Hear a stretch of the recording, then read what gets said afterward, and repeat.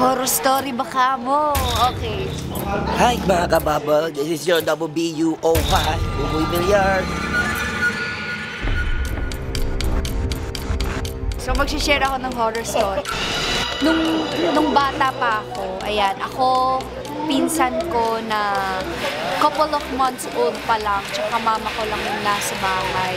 So, tatlo lang kami.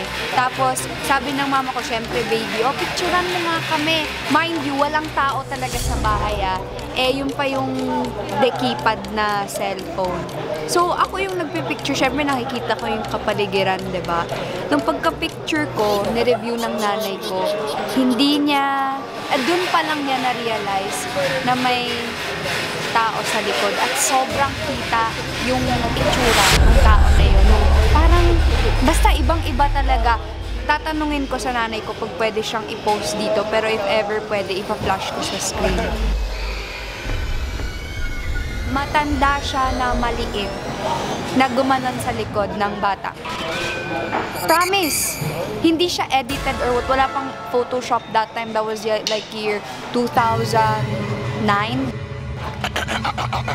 I mean, meron naman siguro, pero not sa province namin. We live in the province. So, talagang and tinanong nga namin sa mga paranormal expert, talagang it's an entity. Hindi, they confirmed it's an entity. And I guess sa GMA dun before, gusto nilang i-feature before yun, pero hindi lang natuloy kasi parang ayaw na ng mom ko. Kasi wala talagang ganyang itsura sa family namin, nor at that moment we realized na, may ibang tao, wala talaga. So, nagparamdam na ulit, pero nung nakausap namin yung paranormal expert, sinabi niya kung anong pangalan nito. I don't wanna say it because it's scary, but yeah.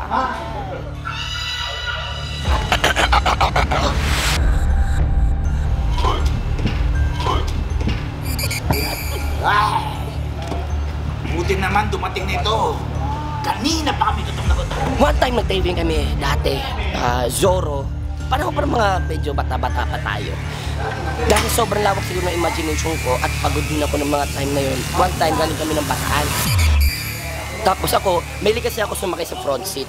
Doon ako sa front seat ng ganyan. Kasi parang nagpapaantok. Puro liblib yung dinadaanan namin, puro puno. At meron akong isang puno na malaking-malaki balete. Nakakita talaga ako ng isang puti. Hindi ko masabing white. Hindi ba? Isang puti at mahaba talagang buhok. Akala ko na, alimpungatan, alimpangitan o na malikmata. Mga 4 na beses ko siyang nakita na para kaming lilitaw. Ano tayo dito, di ba? Sabi ko doon sa driver ko. Sabi niya, hindi. Kanina pa tayo na umaandar. So akala ko pabalik-balik. Pagtingin ko doon sa mismong rear view mirror, andun siya.